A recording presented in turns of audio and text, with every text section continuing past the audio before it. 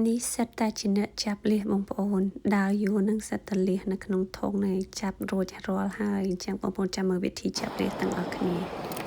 ចាញ់លៀស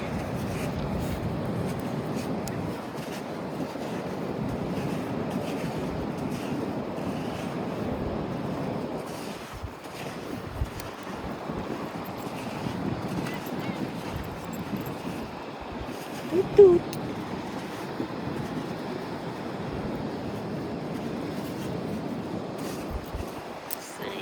គ្នាដាក់កាយលៀសតែសបាយសិតដាក់កាយលៀសនេះអីគេហៅលៀសហ្នឹងឯងលៀសសមុទ្រលៀសសមុទ្រកាយអញ្ចឹងណានេះយើងនៅអីនេះលៀសស្រុកខ្មែរនៅបំផុកលៀសស្រុកគេនៅនេះនៅខ្សាច់អានប៉ុណ្ណេះដែរ